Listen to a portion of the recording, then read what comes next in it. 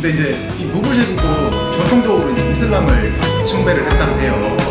곳곳에 그런 사람 백성들은 힌두교를 또 숭배하는 그런 사람도 있었으니까 곳곳에서 이렇게 충돌도 있었겠죠. 결국에는 이제 전쟁이 패배하게 되면서 인도 이 전역이 서서히 이제 영국의 식민지가 되게 되는데, 일단은 제가 듣기로는 어디 가도 사람이 많아요. 어디 가도 사람이 많고, 독립을 하게 됐지만 옛날에는 인도 카스트 제도 그런 것도 있는 것처럼 지금도 빈부격차도, 중국도 그렇지만 빈부격차도 좀 심하고 갈등들, 카스트 제도의 그런 폐해들이 좀 남아있다고 해서 일단은 좀 길바닥 같은 데 들어오고.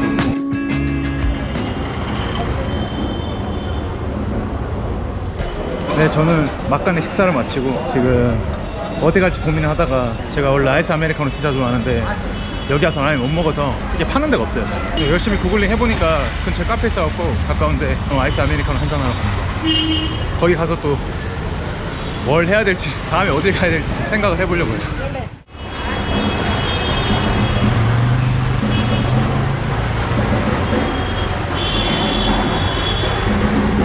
Hello? Yes. Can I have some coffee? Yes. Can I get this one? Iced coffee? Ice Americano? Yes. Yes? Okay, please. Yours again. Thank you. 그나마 델리 오니까 카페들이 좀 있어서 다행이네요. यहाँ पे कुछ नहीं है पार्क है जैसे 새로 태어나는 기분이에요. हमारे यहाँ ना गाँव में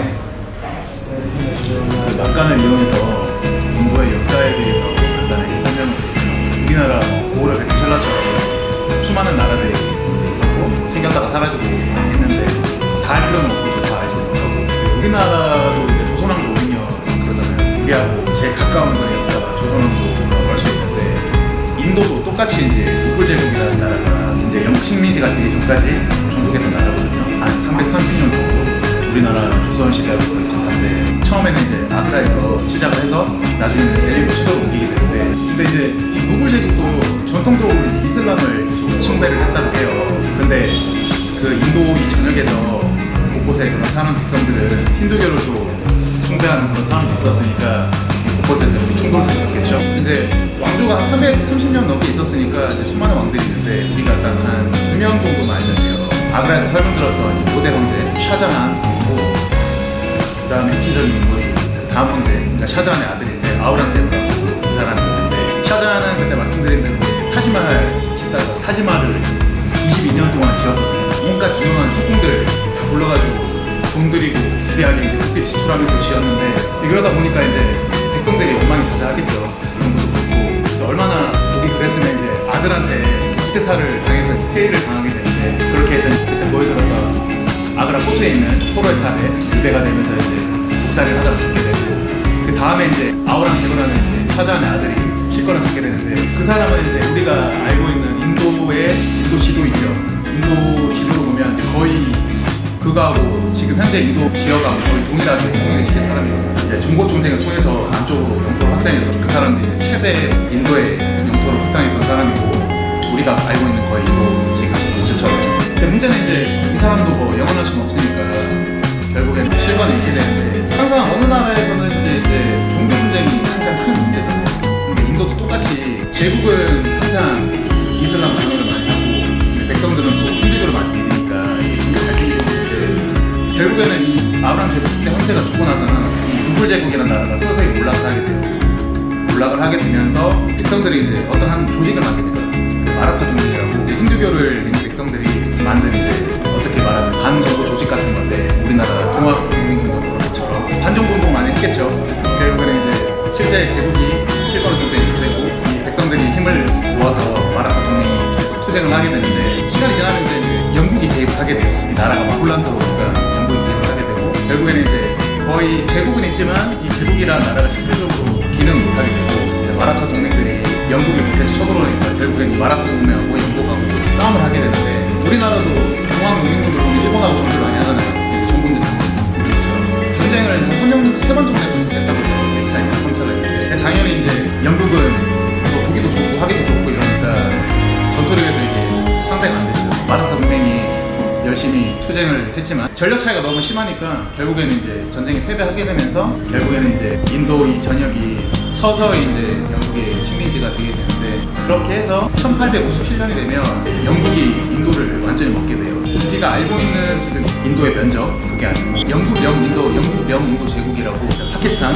인도, 방글라데시, 미얀마까지 그러니까 엄청 넓죠. 영국 식민지를 받는 인도 제국이라는 나라를 건설하게 되는데 거의 한 90년 정도 식민 지배를 받게 되고 2차 대전이 끝나고 이제 독립국들의 지위를 얻게 돼요. 다들 독립을 하게 되고 47년에 독립을 했고 참고로 이제 인도의 독립은 우리나라랑 똑같아요. 8월 15일이고. 근데 문제는 아까 전에도 말씀드렸지만 계속 종교 갈등이 일어나잖아요. 근데 결국에는 독립이 된 인도공화국은 힌두교를 믿게 되는 그런 인도공화국이 되게 되고 우리가 알고 있는 파키스탄은 이슬람을 믿는 나라로 독립되게 돼요. 되게 되고 그리고 방글라데시, 동쪽에는 방글라데시가 있는데 인도하고 계속 갈등을 하게 되다가 1972년에 전쟁을 통해서 독립을 하게 돼요. 미얀마도 그 전에 독립을 하게 됐겠지만 그렇게 해서 이제 우리가 알고 있는 4개 국가들이 탄생을 하게 되고 지금까지 이르게 되고 있는데 근데 인도가 이게 인구가 14억이고 좀 있으면 이제 중국의 인구를 넘게 된다고 하는데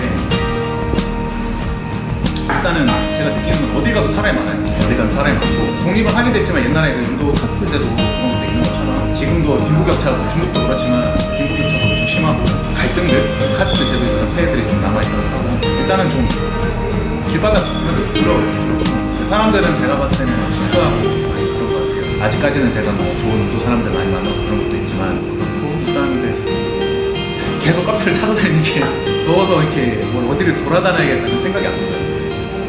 그런 것도 있고 그렇습니다. 그리고 이 델리에 대해서도 설명을 간단히 해드리면 이 델리는 다들 아시겠지만 이제 인도의 수도고 우리가 뭐 뉴델리 보통 뉴델리라고 하는데 뉴델리라는 것은 특정한 지역을 가리키는 건 아니고 그냥 넓은 지역을 가리키거든요. 뉴델리라는 게 인도 이제 영국 식민지 시절에 델리라는 영국 사람이 이제 구역을 이렇게 딱딱딱 만들어서 우리나라 이제 강남처럼 계획구역으로 만들어서 코너 플레이스 이렇게 포함해서 깔끔하게 이렇게 만들어놨고 올드 델리는 이제 옛날에 무굴 제국이 아그라에서 델리로 수도로 옮기잖아요. 근데 또 방어시설, 성이 필요하니까 그 성을 지은 게 레드포트라고 붉은 성이 있습니다. 올드 델리 지역에 붉은 성이 있고 레드포트도 굉장히 웅장한 길이었어요. 근데 시간상 다 가보신 분들 그 다음에 뉴델리가 있고 사우스 델리라고 그 뉴델리 안에 또 특정한 지역이 있는데 그쪽에는 잘 사는 사람들이 인도에 부촌 그러니까 우리나라로 치면 이제 강남 정도 되겠죠. 사우스 델리라고 인도에 부촌이고 시간이 이제 내 하루밖에 안 나와서 어디를 가야 될지 굉장히 고민돼요. 그리고 인도는 그 연방공화제라고 대통령은 있지만 실질적으로는 이제 총리, 모리 총리가 지금 정치를 하고 있는데 우리나라와는 조금 다르고 약간 일본하고 비슷한 것 같아요. 그리고 지하철이 있어요. 메트로가 있어서 노선이 5개 정도 있는 걸로 알고 있는데 필요하면 지하철로 이렇게 다녀서 한층도 하고 이렇게 해서 깔끔하게 편하게 이렇게 다닐 수도 있고 아무래도 수도가 보니까 교통이나 그런 면들이 잘 돼 있죠. 아는 거 다 들었으면 되겠죠. 끝.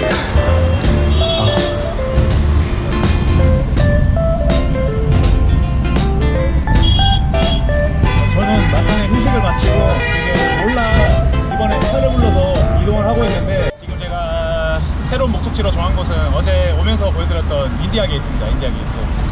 그러니까 우리나라 뭐 독립문 같은 그런 또 상징적인 곳이고 가면은 공원같이 그렇게 돼 있다고 해서 그쪽으로 가서 게이트도 보고 좀 휴식을 좀 하려고 해요. 지금 여기도 똑같이 퇴근 시간이라 차가 많이 막히거든요.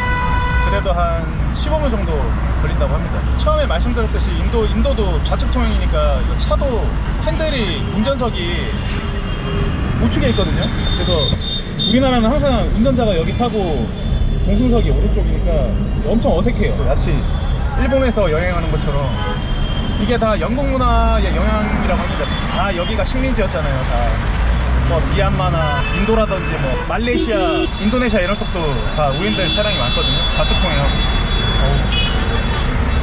어딜 가나 트래픽 좀 심합니다. 시끄럽고